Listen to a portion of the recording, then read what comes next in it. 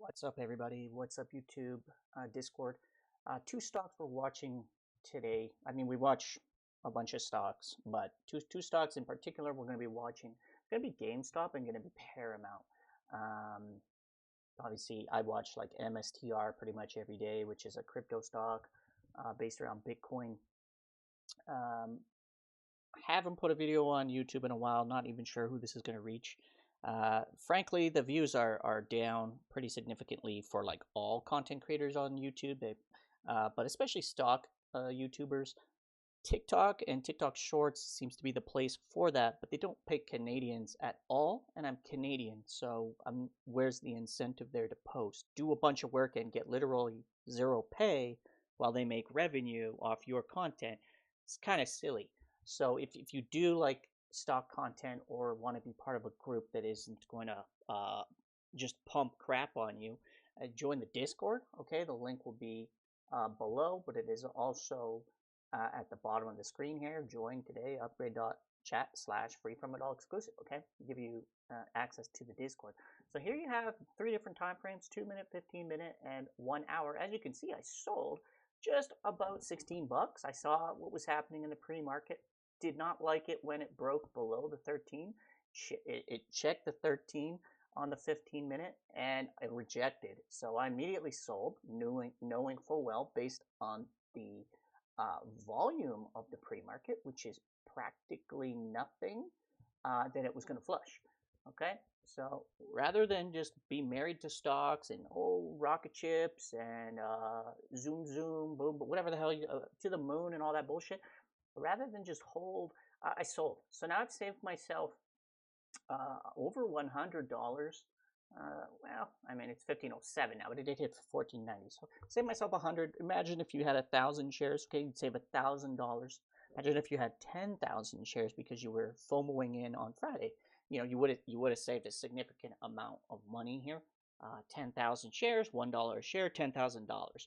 Okay, so the Discord pays for itself. My information pays for itself because it's no bullshit. I'm just telling it how it is. So what I'm seeing on the chart here with GameStop is the quick time frame. Okay, the RSI does want to cool. It's probably going to try and come up 1525, 1530, and then I think it rejects and flushes even more because that's going to put you at 1528. Put you at this line here, the 48 EMA on the 15, which is really only the 13 EMA on the 1 hour. As you can see down here, though, the MACD is crossing to the downside. It's losing all momentum. The MACD is already well crossed over and rejected here on these quicker time frames. But this is really the important thing you want to be looking at. Okay, there's a parabolic move up. Parabolic move up, and it's Fibonacci retracing at this point. Okay, so if you were to do the whole move here, okay, the Fibonacci is going to be right around where it's at. Halfway, you're looking around 14 bucks.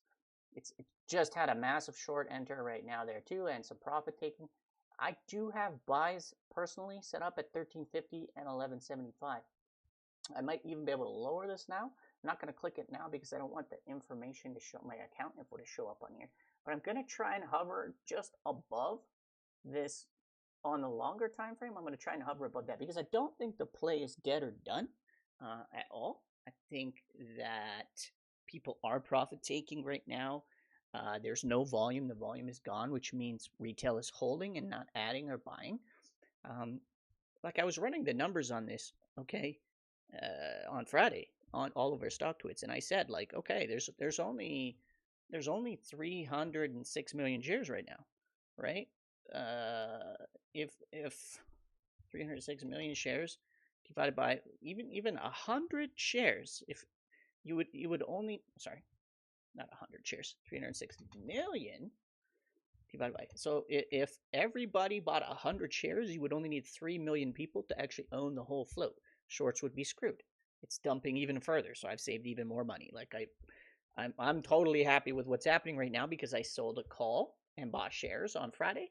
I didn't just buy shares, I sold a call as well against it because the stock was up in 3 days. It was up what,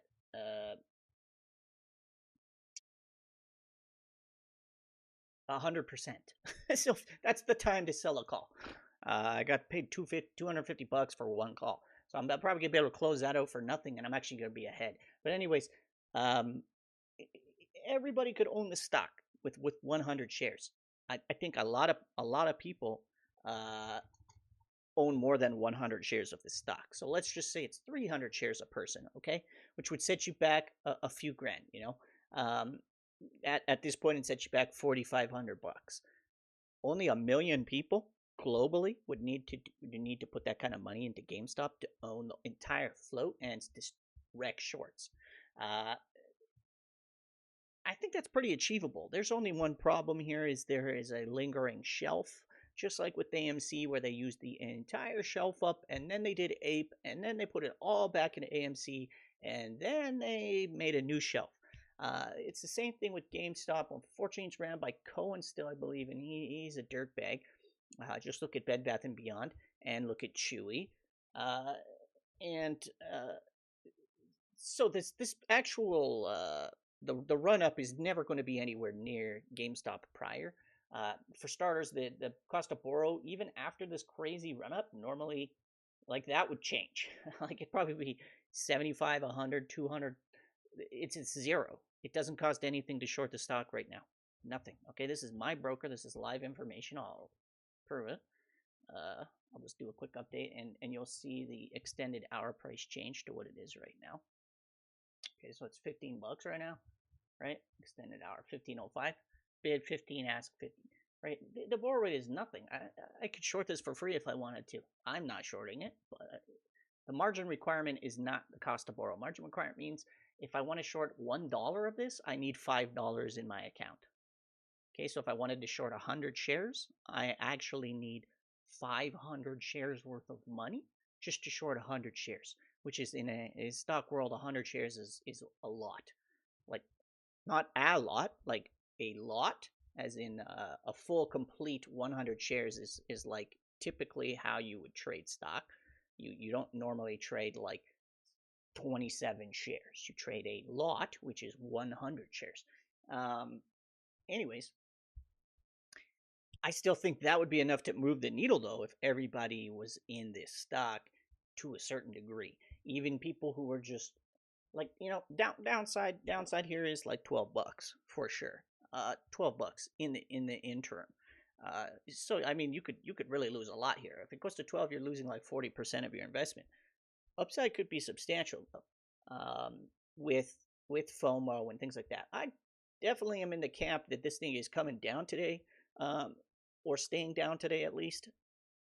The problem is it just moved too far too fast, and it seemed to have been a whale who did a sweep on Thursday and on Friday on options, and then just pumped the stock himself with his own money, causing FOMO, and then used everybody else as exit liquidity, which you can literally see right into the after hours. It immediately sold off in after hours after this insane pump.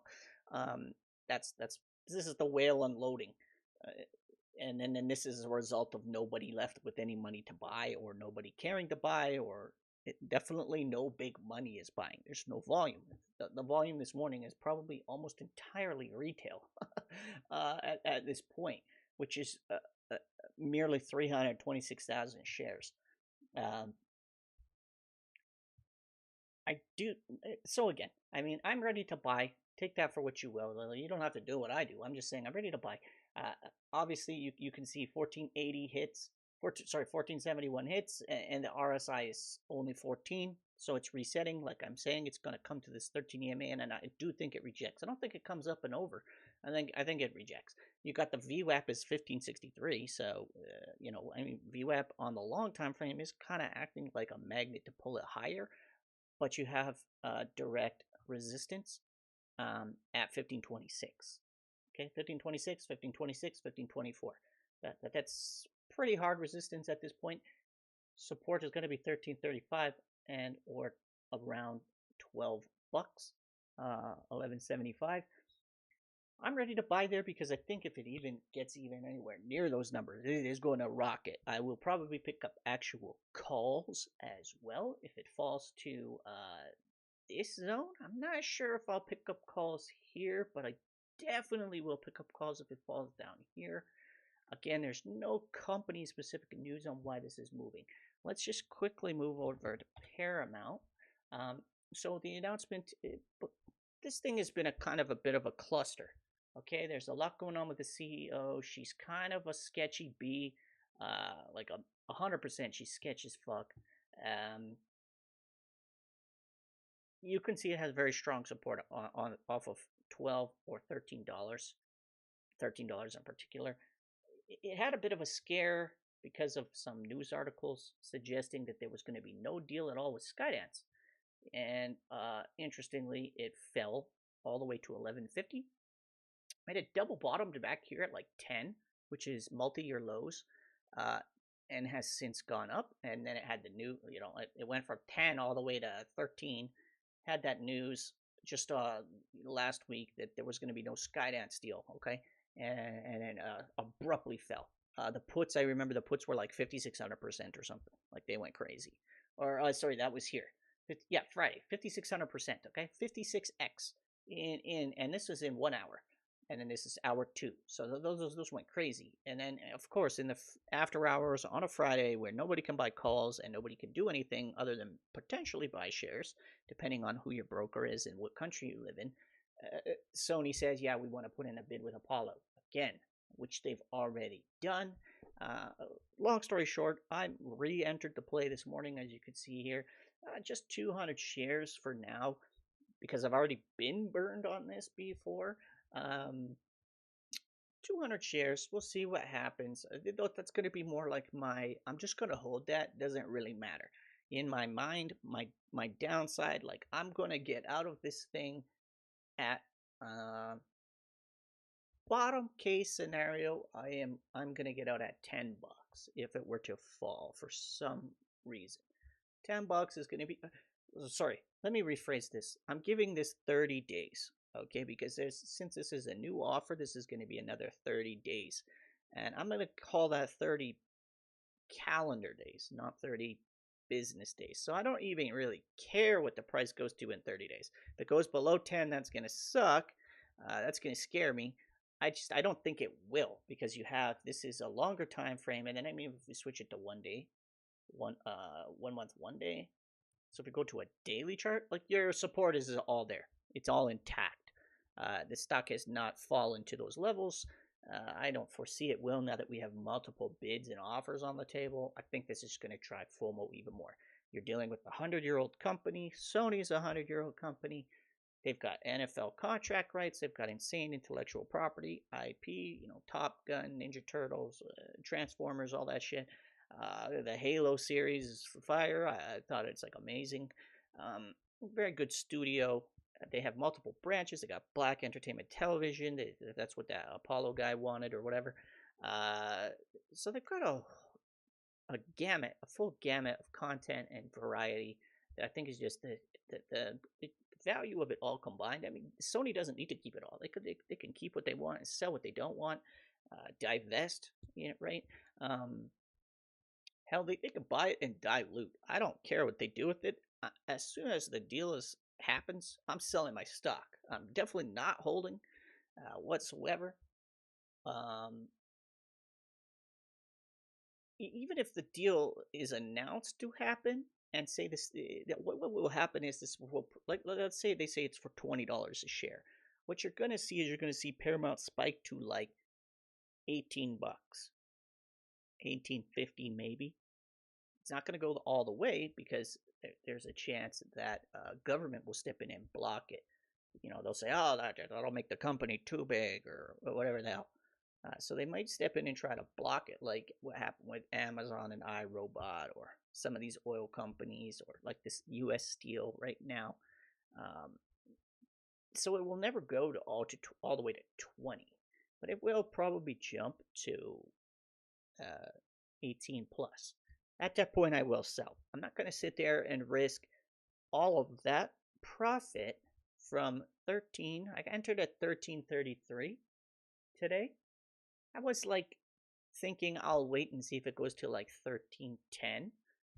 But really, for 23 cents, I don't give a shit. Like, whatever. It's 200 shares. That's like $50. I'm just going to see what happens. because it's at the end of the day, it's not a done deal. And I had a lot of shares before, and I don't want to own that many shares anymore. I simply don't, because I can't trust the CEO here, just like AMC. Can't trust the bitch. Just saw GameStop have a massive move higher to 15.45 from 15.10. Anyways, um, I will, me personally, gets that pump. If the deal happens, I will take that. I will take the 1850, walk away a happy man, move on to the next thing. Okay, let's just quickly go back. But that's where we're at on GameStop or on Paramount. Multiple offers on the table. Okay, with that stock, you're looking to have potentially some buyers stepping in. I'm just gonna see what the volume is here. I don't think it'll be much yet. 360 shares. Uh, Definitely trying to spark some FOMO with a random 360 share buy, as if that's going to like drive volume. On the 2 minute, right? It went from here, you have 1,080 shares, and it's 1511, and then only 360 shares, and they go to 1555. I'm not really sure that I'm too convinced that that's actually going to hold.